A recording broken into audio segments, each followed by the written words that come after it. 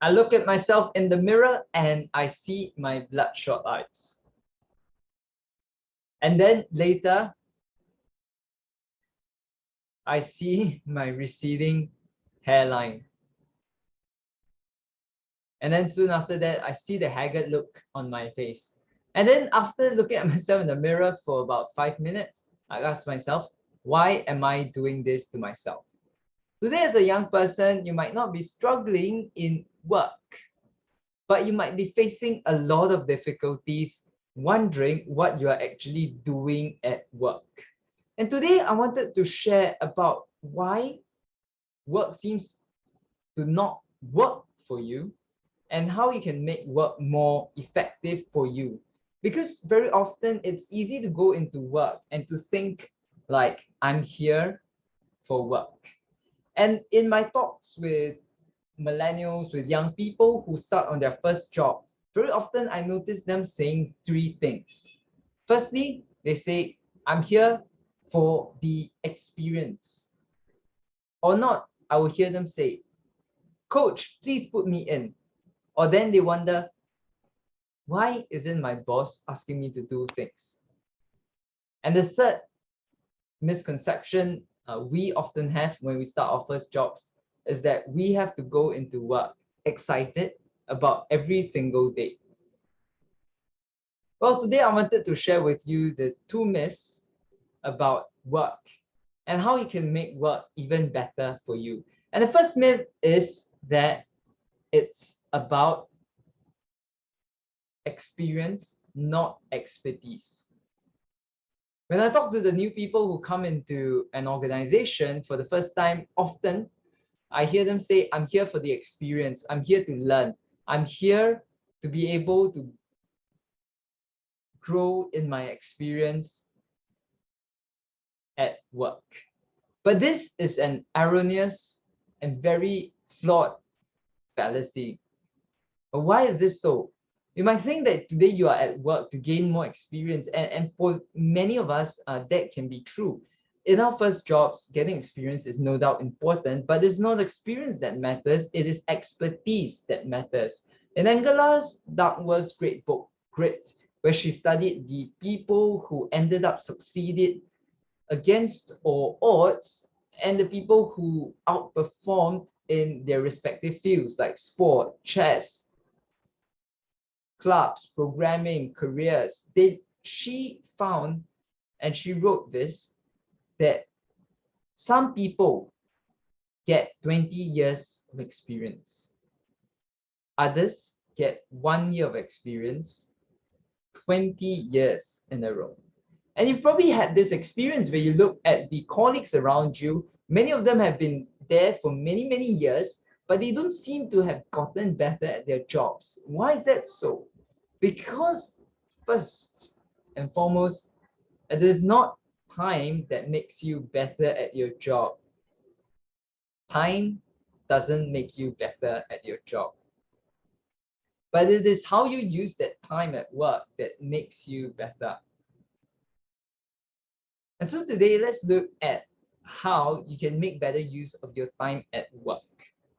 You might think that today, okay, so it's not about experience, but it's expertise. It's about growing your field of expertise, growing your skill expertise in that particular job. Well, how can you do that? Well, the first thing is to actually know where your expertise and your skill lies. Today, look at the different roles that you play at work, different tasks that you do. Ask yourself, what is the skill that I'm using here? So for example, if today you were a financial analyst, your skill would be assessing companies and analyzing them. That is your skill. But very often, we get trapped into doing the shallow work without doing the deep work. Very often, we might get stuck into replying emails, answering messages on WhatsApp, Teams, Yammer as quickly as possible because it distracts us from doing the deeper work that truly matters. And today, I want you to ask yourself a series of questions. Ask yourself firstly that what is the skill that no one else without my training or expertise could do. Secondly, ask yourself, what I'm doing now, is it distracting me from the real work? Am I doing this to look busy? And the third thing to ask yourself is, how am I growing my skill? The second aspect in terms of growing your skill is to grow it through deliberate practice. Erickson introduced this concept of the deliberate practice in his study of chess masters. And he found that the best chess masters practice in a very deliberate and intentional way. They did not just practice over and over again, but they practice with a particular purpose in mind. Some of us have that misconception that if we give it time, we will improve. And it's popularized by the likes of Malcolm Gladwell in his book Outliers, where he studied outperformers. He came up with this rule, 10,000-hour rule, where he talked about how the best performers seem to have practiced for 10,000 hours before getting better than everyone else. And whilst that is true, no doubt the best performers do practice much more, but they also practice in a better way. Practice doesn't make perfect. Practice makes permanent. If today you are doing the same skill at your job in the same way, that doesn't necessarily mean that you are doing it better. The task at the end of the day might not be better in quality, it might be faster, but it's not necessarily better. Your skill might not even have grown much more from it. And so today, look at deliberate practice. Ask yourself, are there certain things I can do to improve how I'm doing this skill? Now you might be wondering, what are the practical actions that I can take? Well, then that goes on to the second aspect, the second myth that often we have. And that is that today we sway towards comfort, but we don't think about challenge. I counsel quite a few young adults in their first job, and often they complain about how difficult their jobs are, how discomforted they are, and how they just want to quit. But then I ask them, if your job was easy, would it be meaningful? Would it be fulfilling? Would it be engaging? Would it be fun? Today, here's a question for you. Would your job be engaging if it was fun? Would your job be engaging if it was easy? Now think about that for a moment. I want to read to you this great quote from The Grapes of Wrath in John Steinbeck's great book. And he writes, the last clear, definite function of man, muscles aching to work, minds aching to create beyond the single need. This is man. And today, let me challenge you. You are not in work because it's easy. You're there because it is hard, it is challenging, and you want that intellectual, emotional, and physical challenge of work. You're not there because it was easy. You're there because it's hard. Work is meaningful when it is hard. In Csikszentmihalyi's great book, he studied the concept of flow, or being in the zone.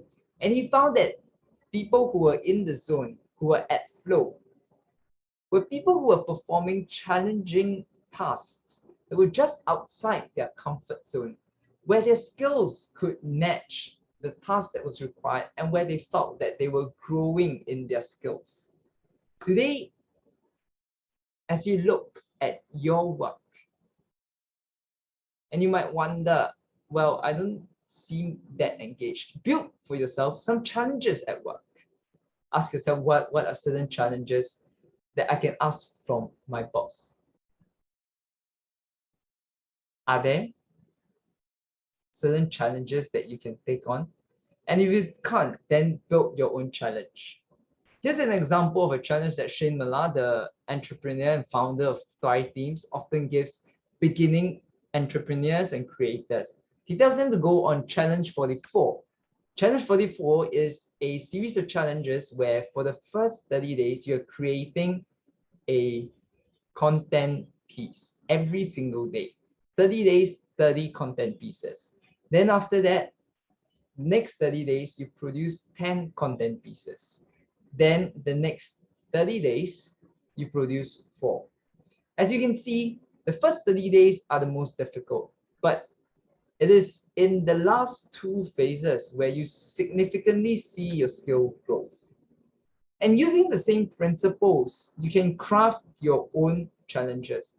Here are some principles, 3 principles that you can hold. Firstly, stack the challenge. Make it progressively more difficult and make sure your skills are progressively increasing each time you do the challenge.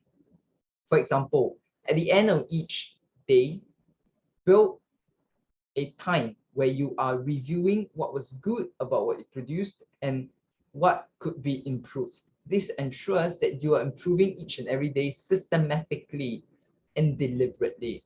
Secondly, give yourself a period of time. You don't expect yourself to improve in a day. Give yourself 3 months. That's much better. And lastly, but most importantly, build a product. Focus on output. Very often in thinking about improving at our particular skill at work, we think about the input. So we go for another course, we go for another book to read, we go for another training session. But often this doesn't work simply because we focus on input without focusing on how we produce something at the end of that input. So we do not apply and implement what we learn. We know all this intellectually in our heads, but it doesn't come out to be applied. So today, your job is to ship. Ship a product that best leverages the skill that you're using at your work and build your skill. In conclusion, today we've talked about the 2 myths about how often we chase having more experience over building deliberate expertise, and the second myth about chasing comfort in our jobs rather than chasing the challenge. And today you might wonder if you're just doing time at your job, just going through day after day with no significant improvement in your skills, you find yourself plateauing. Well, take this time to start seeing your job as a playground for your skills, where you can deliberately develop, play, and engage so that you are growing in your skills. See it as a dojo where you are training and where the fire of intense refinement and work helps you to grow deliberately. Most importantly, see work not just as a transaction where you are going in, putting in time and taking out money, but see it as a relationship with yourself, where it is growing, it is generative, where you see yourself maturing through the process of work and growing your base of skills so that you become better each day, every day, and for the rest of time. So today, let me ask you a question. What is the hardest thing for you in growing your skill at work? Let me know in the comments below and remember to subscribe. See you.